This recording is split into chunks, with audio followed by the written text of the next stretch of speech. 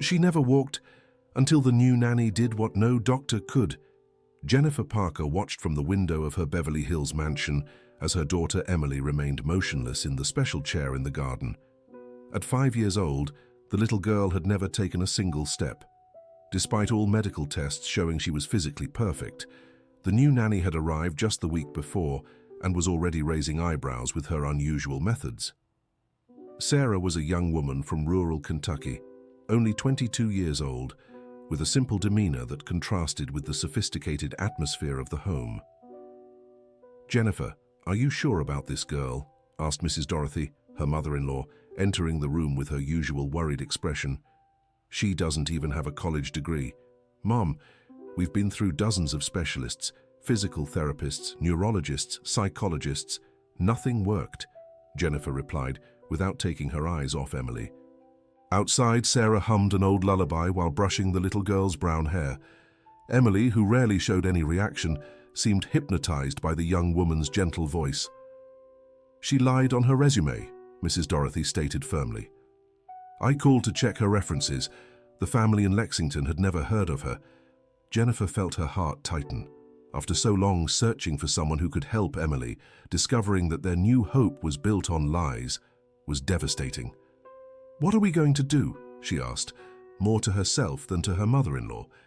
Michael came home from work just then, still wearing the dark suit that reflected his busy routine as a lawyer. He kissed his wife's forehead and nodded to his mother. "How was your day?" he asked, walking to the window to watch the two in the garden. "We found out Sarah lied about her references," Jennifer said, her voice heavy with disappointment. Michael clenched his fists. Over the past 5 years, they had endured so many failed attempts, so many empty promises of a cure, that any new disappointment felt amplified. "I'll talk to her right now," he said, already heading for the door. "Wait, Michael." Mrs. Dorothy held his arm.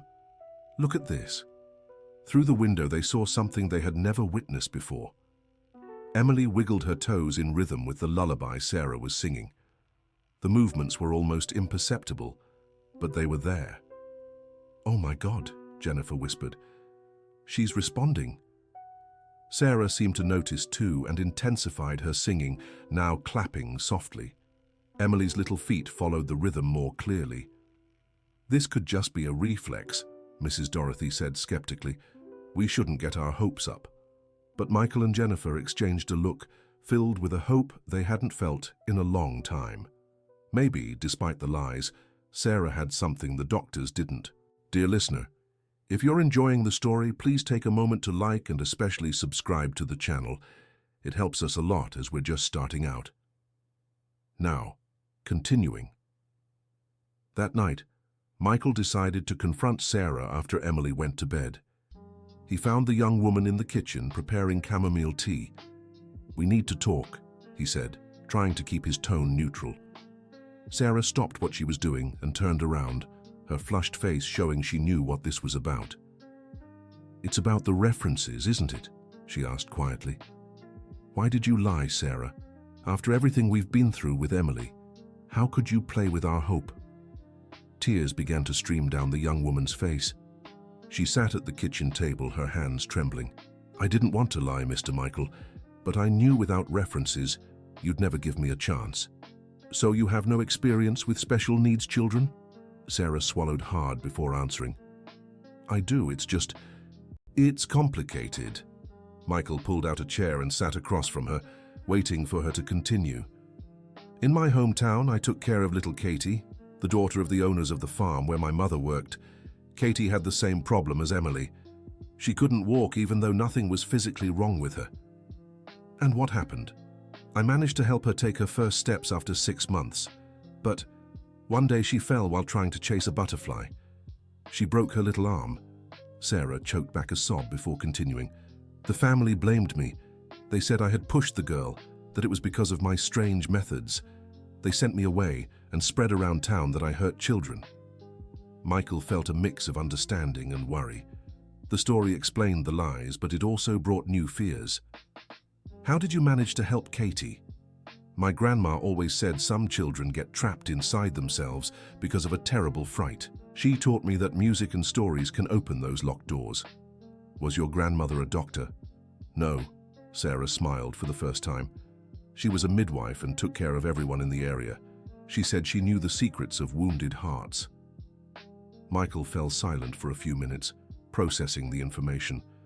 Part of him wanted to dismiss Sarah immediately, to protect Emily from any risk. But another part, the desperate father, saw in this young woman a real possibility. "I'll talk to Jennifer," he finally said. "But I want you to know, if we decide to give you a chance, it'll be under very strict conditions." "I'll accept anything," Sarah replied quickly.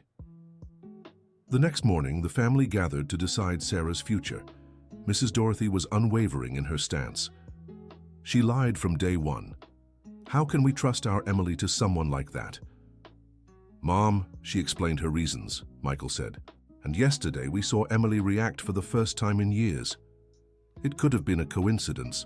Jennifer, who had stayed quiet until then, finally spoke. "Mrs. Dorothy, with all due respect, we've tried everything. Hospitals, specialized clinics, experimental treatments. Emily hasn't changed.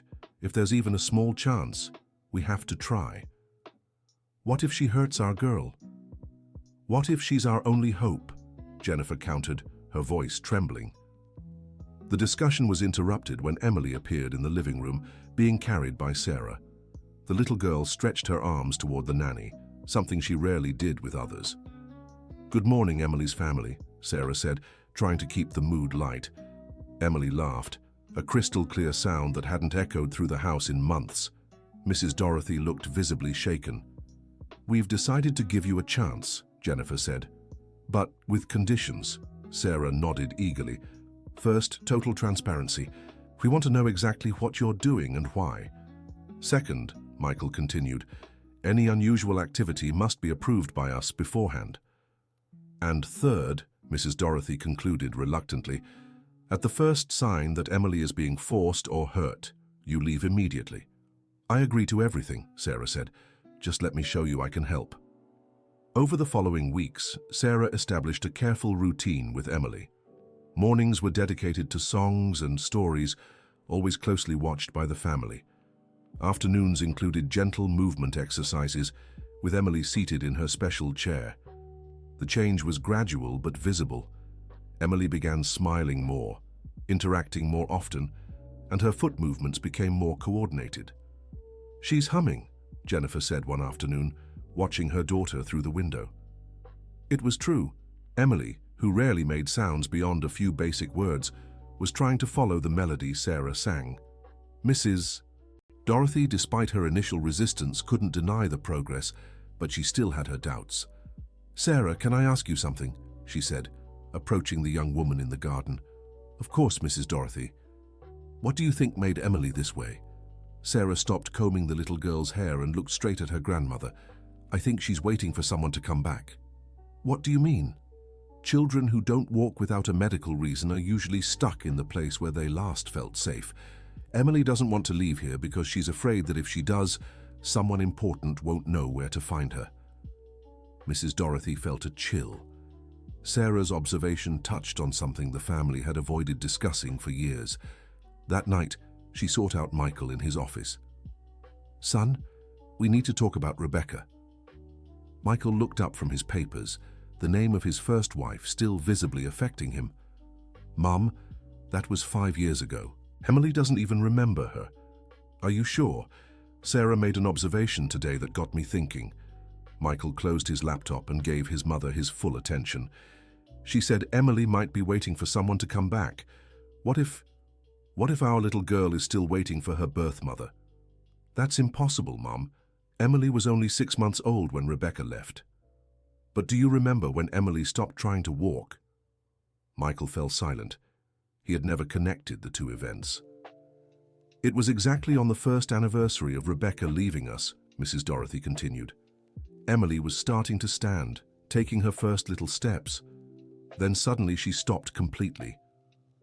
The revelation hit Michael like a punch. All these years he and Jennifer had looked for medical causes, physical trauma, genetic issues. They had never considered that the problem might be emotional, tied to the abandonment Emily had suffered as a baby. "What do you think we should do?" he asked. Maybe it's time to tell Jennifer the truth, and Sarah. Michael knew his mother was right, but the thought of reliving those painful moments was terrifying. Rebecca had left without explanation, leaving only a cold letter saying she couldn't be a mother. The next day, Sarah noticed something was different in the house. Michael seemed distant, Jennifer was quieter than usual, and Mrs. Dorothy watched her with unusual intensity.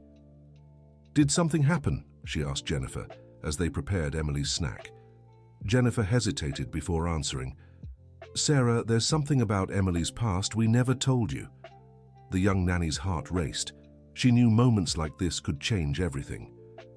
"Emily isn't my biological daughter," Jennifer said, her voice almost a whisper. "What do you mean?" "Michael was married before me. His first wife, Rebecca, left when Emily was 6 months old. She just disappeared, leaving the baby behind." Sarah absorbed the information silently, several puzzle pieces clicking into place. "Do you think Emily remembers her?" "We don't know," said Michael, who had entered the kitchen. But Mrs. Dorothy made an interesting observation. Emily stopped trying to walk exactly on the first anniversary of Rebecca's departure. "That makes perfect sense," Sarah murmured, more to herself. "What?" "Emily is afraid to leave this spot. In her mind, if she stays very still in the same place, her birth mother will be able to find her when she comes back." The simplicity of the explanation was both comforting and devastating. Years of medical treatments, when the problem could be much simpler, and yet much more complex. "What can we do?" Jennifer asked. "We need to show her it's safe to walk, that the people who love her won't leave just because she moves." Sarah spent the rest of the day thinking of a strategy. That evening, she asked to speak with the family. "I want to try something different," she said, "but it'll require all of you to participate." "What is it?" Michael asked. "Let's throw a welcome party for Emily, like it's her first day here in this home. And you promise you'll never leave, no matter where she goes?" Mrs. Dorothy seemed skeptical. "You think a party will fix 5 years of trauma?" "Not the party itself," Sarah explained, "but the symbolism. Emily needs to understand she can move, she can explore the world, because her real family will always be here waiting for her." The idea was simple, but full of meaning. They spent the next week preparing everything. They decorated the garden with colorful ribbons, created a flower path leading from the gate to the porch, and made all of Emily's favorite dishes. On the day of the party, Sarah dressed Emily in a new white dress with blue details and braided her hair, adorning it with tiny flowers. "Today is a very special day, Princess," she told the little girl. "Today your family will promise they'll never ever leave you alone." Emily watched curiously as everyone bustled about. There were balloons, soft music playing in the garden, and a delicious aroma coming from the kitchen. Michael, Jennifer, and Mrs. Dorothy stood at the end of the flower path, waiting. "Emily," Sarah said, kneeling to her level, "do you want to go to your family?" Emily looked at the path, then at the people she loved at the end of it. For the first time in 5 years, she stretched out her arms, not to be carried, but to signal she wanted to get down from the chair. Sarah helped her stand. Emily wobbled, her little legs trembling with effort. "You can do it, Princess," Sarah whispered. "They'll be there when you get there." Emily took one hesitant step, then another. The garden fell completely silent, only the soft music and birdsong in the air. On the third step, she stumbled and nearly fell. Sarah resisted the urge to catch her. "Keep going, sweetheart," Jennifer said, tears streaming down her face. "Mommy's here." "Daddy too," Michael added, his voice choked. "And Grandma Dorothy will never leave," Mrs. Dorothy finished, openly crying. Emily took another step, then another. With each movement, she grew more confident. Halfway there, she began to smile, then to laugh, and then she ran. She ran unsteadily, off balance, but she ran, straight into the arms of her waiting family. The group hug lasted long minutes. Michael cried as he hadn't since the day Rebecca had left. Jennifer sobbed with relief and joy. Mrs. Dorothy repeated, my little granddaughter," through her tears. And Sarah, who had stayed back watching the scene, smiled, knowing her mission was complete. Dear listener, if you're enjoying the story, take a moment to like and especially subscribe to the channel. It helps us so much as we're just starting out. Now continuing, in the days following the party, Emily seemed like a completely different child. Not only did she walk, but she ran through the house, climbed stairs, and played in the garden with an energy the family had never seen before. Sarah kept working with her, now focusing on games that encouraged movement and coordination. But the real change was emotional. Emily talked more, laughed constantly, and showed a confidence that overflowed in every gesture. "How did you know?" Jennifer asked Sarah one afternoon as they watched Emily chase butterflies in the garden. "My grandma always said children are like little flowers. Without strong roots, they don't grow right." Emily needed to know her roots were secure. "And your grandma taught you all that?" Sarah smiled wistfully. "Grandma Ruth was a very wise woman. She took care of almost every child in the area where I grew up. She used to say there's no better medicine than love and patience." "Is she still alive?" "She passed when I was 16. But before she did, she made me promise to use everything I'd learned to help other children." Jennifer felt a deep connection with this young woman who had entered their lives almost by chance. Sarah didn't have college degrees or medical certifications, but she possessed something that seemed far more valuable: an intuitive understanding of children's emotional needs. "Sarah, I have a proposal for you," said Jennifer. "What is it?" "We want you to keep working with us, not just as a nanny, but as part of the family. And we want to pay for your education so you can get a degree in teaching or child psychology." Sarah's eyes widened, unable to believe what she was hearing. "Mrs. Jennifer, I don't know what to say." "Say yes. The world needs more people like you." That night, Sarah called her mother in Kentucky to share the news. Mrs. Linda, who worked as a housekeeper and had raised her daughter alone, cried with emotion when she heard Sarah would have the chance to study. "Sweetheart, Grandma Ruth would be so proud," she said. "I always knew you had a special gift." Meanwhile, Michael had made an important decision. He hired a private investigator to try and locate Rebecca, not to rekindle their relationship, but so Emily could have answers when she grew up. "Dr. Michael," the investigator said a few days later, "I've found some information about your ex-wife. Is she all right?" "Apparently, yes. She lives in Boston, works as a sales clerk in a clothing store, but there's something else you should know." Michael felt his stomach tighten. "Did she have other children?" "No. Actually, I found out she's been in psychiatric treatment for 3 years. Severe depression and anxiety disorder." The news brought a mix of relief and sadness to Michael. Relief because Rebecca hadn't simply abandoned Emily out of a lack of love, but because she was struggling with serious emotional issues. Sadness because all that suffering could have been avoided if she'd sought help sooner. "Should I try to contact her?" asked the investigator. "Not yet. Let things settle first." Michael decided to share this information only with Mrs. Dorothy for now. Jennifer was so happy with Emily's progress that he didn't want to disrupt the moment. Meanwhile, Sarah kept developing special activities for Emily. She created a sort of treasure map around the house, where each room had a different game that stimulated specific skills. In the living room, they danced to classical music to work on balance. In the garden, they set up obstacle courses with pillows and ropes. In the bedroom, they told stories that Emily had to act out with movements. "Aunt Sarah," Emily said one day using the affectionate nickname she'd made up, "why couldn't I walk before?" It was the first time Emily had asked a direct question about her past condition. Sarah chose her words carefully. "Sometimes our heart gets scared, and our body decides to stay very still to protect itself. But now my heart isn't scared anymore. Now your heart knows your family is always here, so it's safe to explore the world."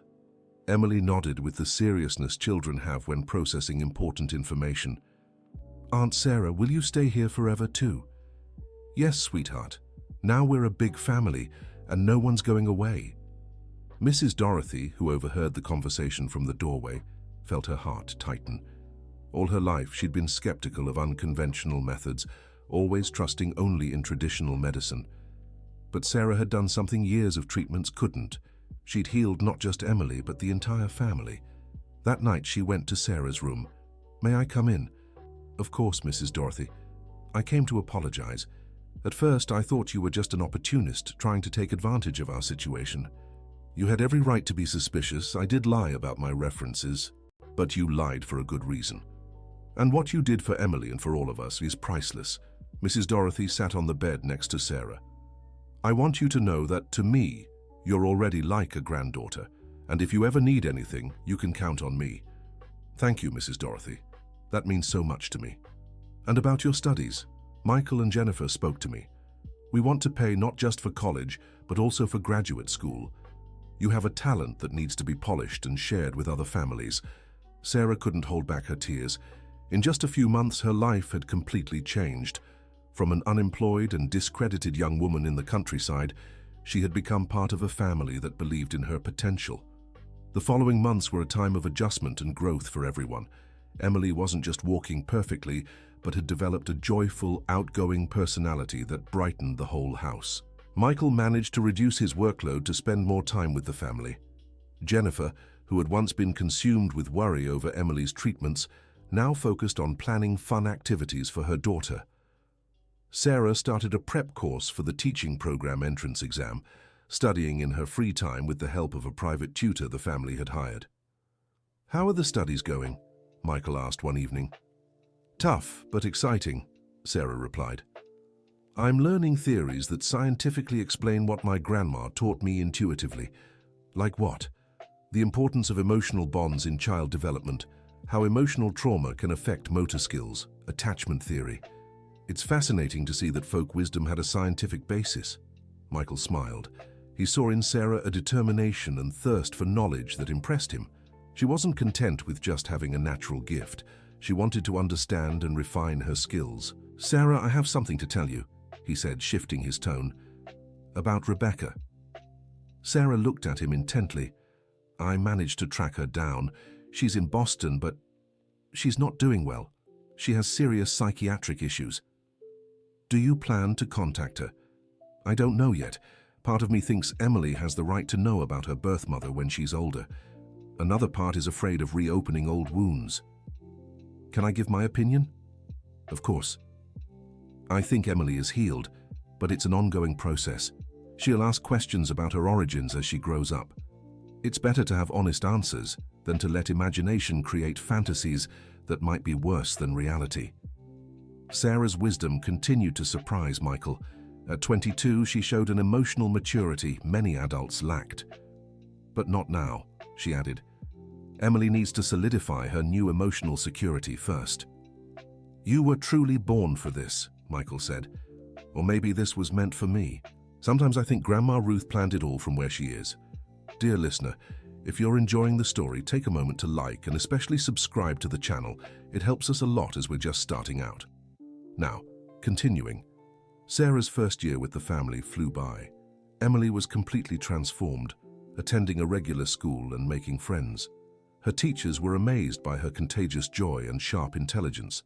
Sarah had passed the entrance exam for the teaching program and was about to start classes. The family threw a surprise party to celebrate her acceptance. "To our Sarah," Jennifer said, raising a glass of champagne, "who taught us that the greatest miracles happen through love and patience." "To the best aunt in the world," Emily added, lifting her juice glass. "To the woman who saved our family," Michael finished. Mrs. Dorothy, always more reserved with emotional displays, simply hugged Sarah and whispered, "Thank you for giving us back our Emily." During the party, an unexpected letter arrived. The sender's address was from Boston. Michael recognized Rebecca's handwriting immediately. His heart raced, but he decided not to open the letter during that special moment. Only later, alone in his office, did he open the envelope with trembling hands. "Michael, I know I have no right to disturb your peace after all this time, but I've been in treatment for 3 years, and my psychiatrist said it's important for me to face the ghosts of the past. I don't ask for forgiveness because I know I don't deserve it. I just want you to know that it wasn't for lack of love that I left. I was very ill, suffering from severe depression that made me believe Emily would be better off without me. I found out through acquaintances that you remarried and that Emily is doing well. That brings me a relief I can't describe. I don't intend to reappear in your lives. I just wanted you to know that even from afar I love our daughter and will always want the best for her. If one day she wants to meet me, I'll be here. If not, I'll understand and respect that. Thank you for being the father she deserves." Rebecca. Michael read the letter 3 times before putting it away in the drawer. Part of him felt anger over the unnecessary suffering Rebecca had caused. Another part felt compassion for a woman who had battled demons he couldn't fully understand. He decided to share the letter with Jennifer the following evening. "What do you think?" she asked after reading it. "I don't know. It's complicated. She seems sincere." "She does. But sincerity doesn't erase 5 years of suffering." Jennifer stayed silent for a few minutes. "Michael, can I say something?" "Of course. If Rebecca hadn't left, we never would have met. Emily wouldn't have known me, and Sarah would never have come into our lives." "Are you saying it was good that she left?" "I'm saying maybe things happen the way they need to. Emily has 2 mothers now, one who brought her into the world and one who raised her. One who had problems she couldn't solve at the time, and one who had the chance to help her heal." Jennifer's perspective brought Michael peace. She was right. No matter the mistakes of the past, the present was beautiful, and the future promised to be even better. "Would you tell Emily about the letter?" "When she's ready. For now, let's focus on our family as it is." The years that followed were full of growth and happiness for everyone. Emily blossomed into a cheerful, normal child, excelling in school and making many friends. Sarah graduated with honors in education and began specializing in child development.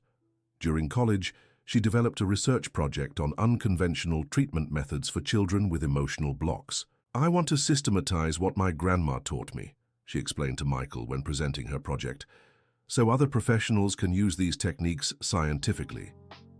"Do you plan to work with other families?" "Yes, but always keeping Emily as my priority. She's my first and most important patient." Michael smiled. Sarah had found her true calling, and he knew many other children would benefit from her unique methods. Mrs. Dorothy, now 75, had become Sarah's biggest advocate. She told all her friends about the miracle girl who had healed her granddaughter. "You know, I've been thinking of writing a book about all this," she said to Sarah one day. "Really, Mrs. Dorothy?"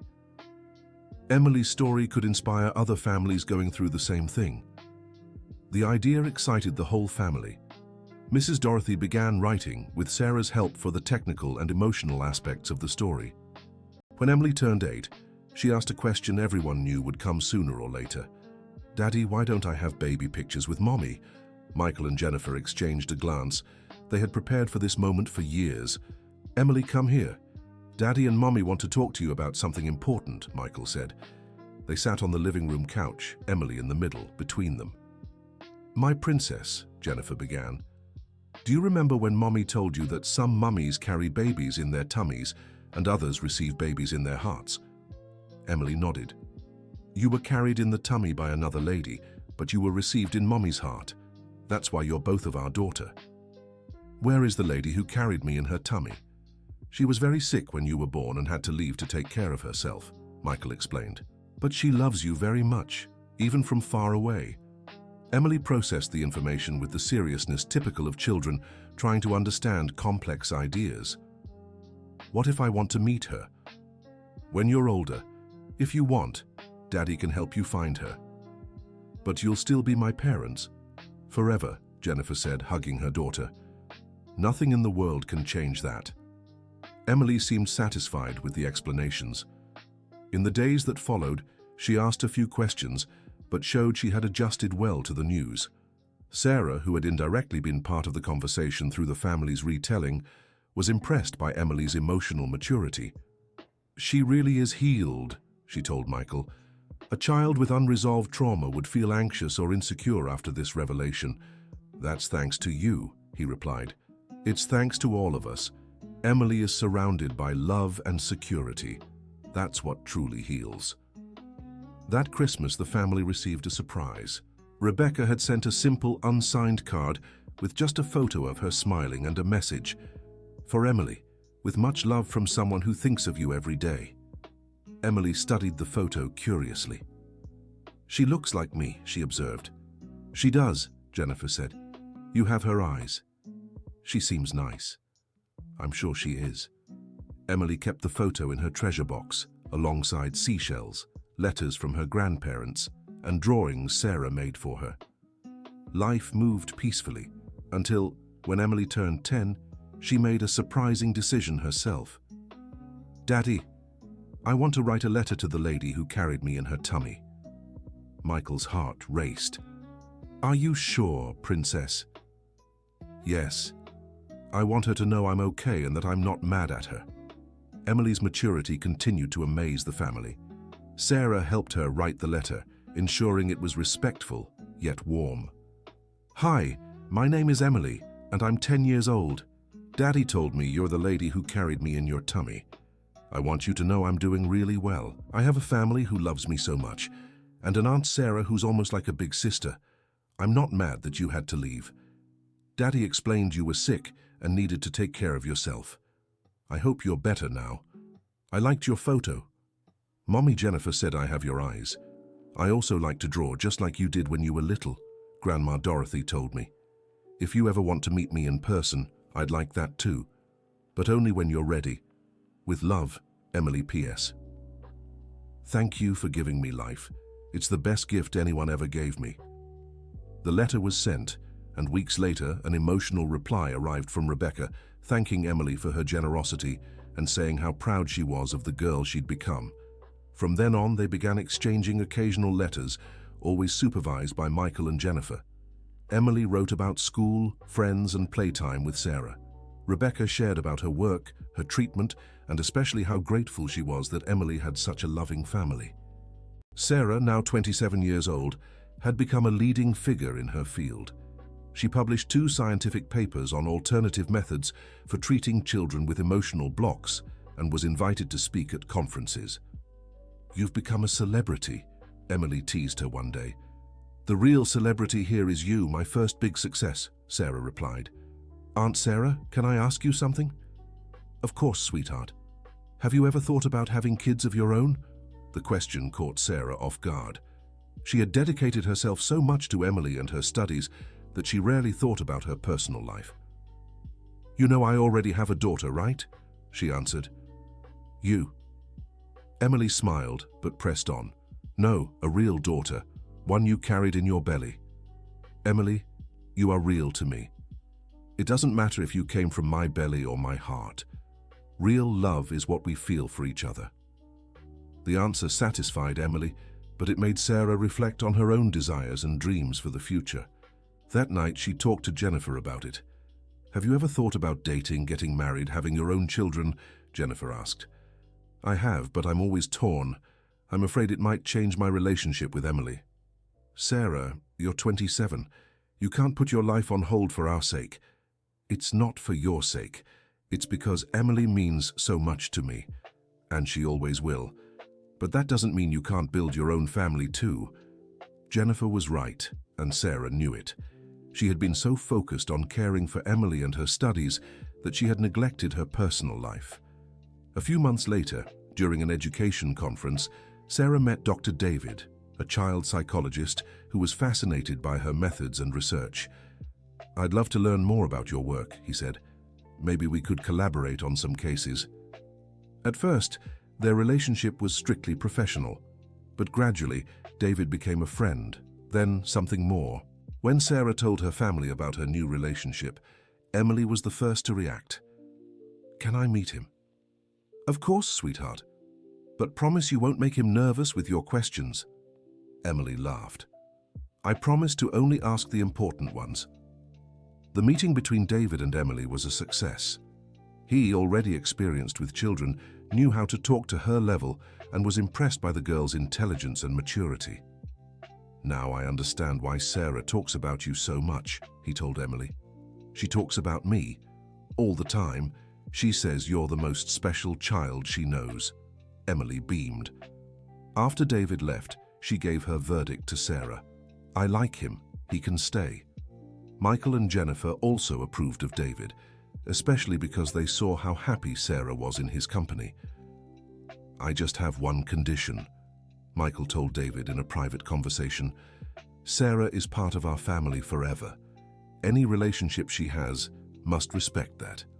"I completely understand," David replied. "In fact, I deeply admire the bond you all share. It's rare to see that kind of mutual loyalty." Sarah and David's relationship progressed naturally. 2 years later, they married in an intimate ceremony in the garden of the house where it all began. Emily was the maid of honor, Jennifer the matron of honor, and Michael walked Sarah down the aisle in place of the father she had never known. "Are you sure you won't forget me when you have kids of your own?" Emily asked Sarah the night before the wedding. "Emily, look into my eyes," Sarah said, holding the girl's face. "You were my first maternal love. Nothing in the world can change that. You'll always be special to me." "Promise?" "I promise." After the wedding, Sarah and David moved to a nearby house so she could continue being actively involved in Emily's life. The arrangement worked perfectly. When Emily turned 12, she made another important decision.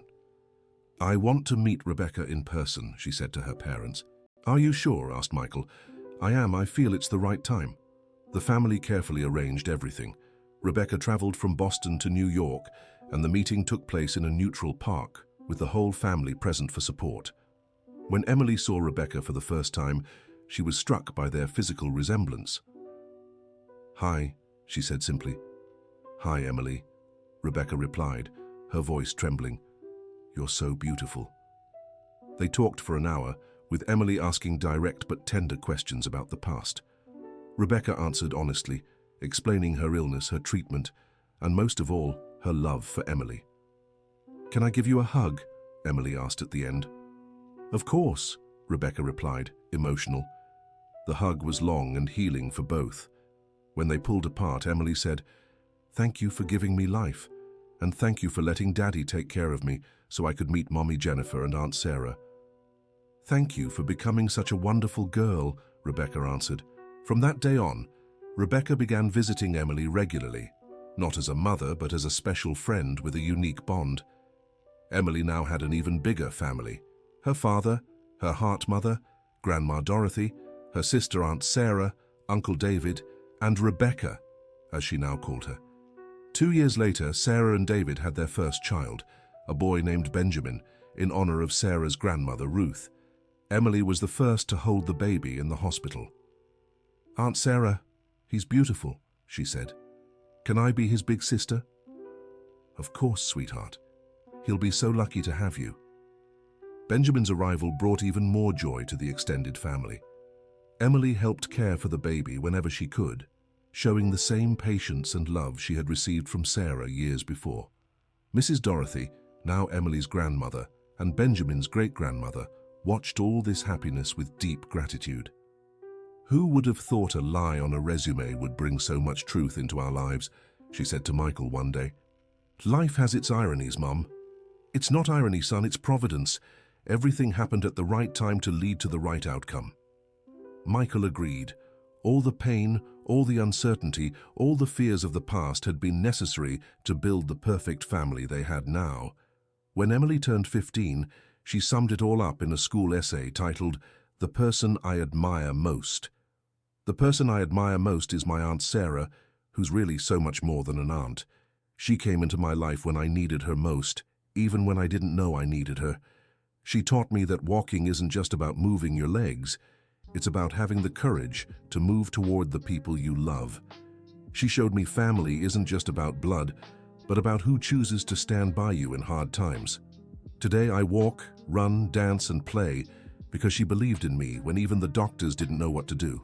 But most importantly, she taught me that love is the most powerful medicine there is, and that when someone truly loves you, you can overcome anything.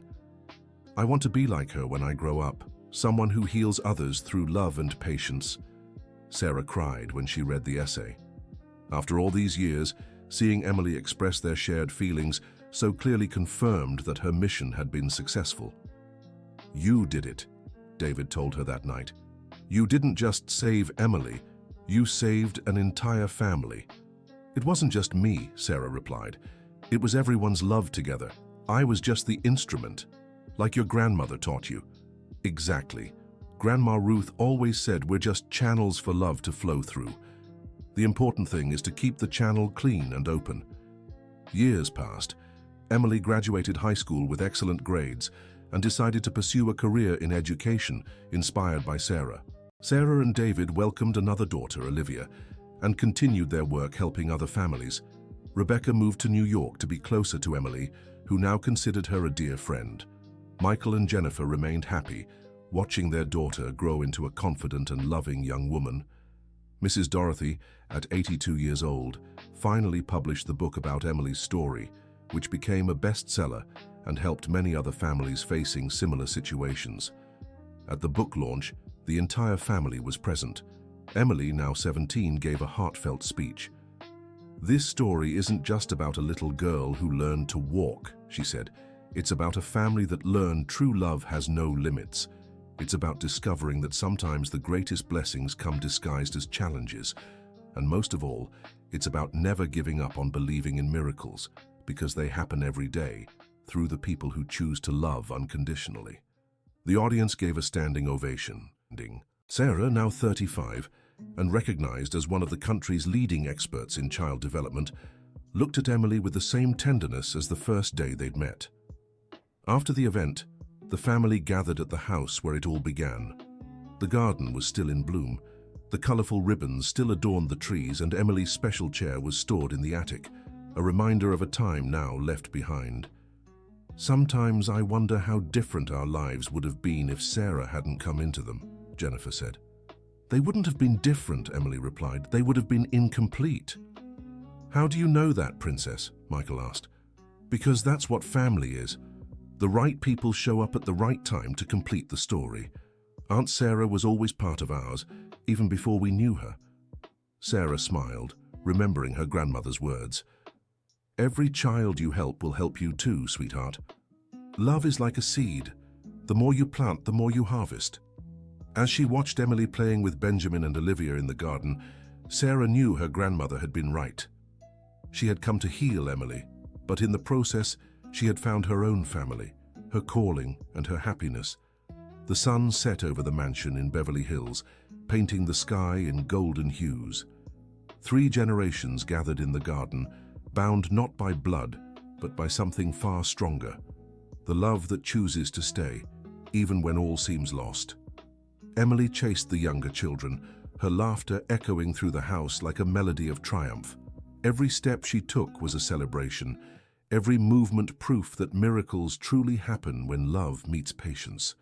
Sarah, watching the scene, whispered a prayer of thanks to Grandma Ruth, knowing that somewhere she was smiling, proud of the granddaughter who had carried her lessons further than she ever imagined possible. The story that had begun with a lie on a resume had become the most beautiful truth any of them could have dreamed. And the best part? It was only the beginning, because families built on true love are eternal, growing and multiplying through generations, spreading hope wherever they go. The end. Now tell me, what did you think of this story of perseverance and love? Do you believe kindness can heal wounds medicine can't reach? Leave a comment with your thoughts, and don't forget to like and subscribe so you never miss another heartwarming story like this one.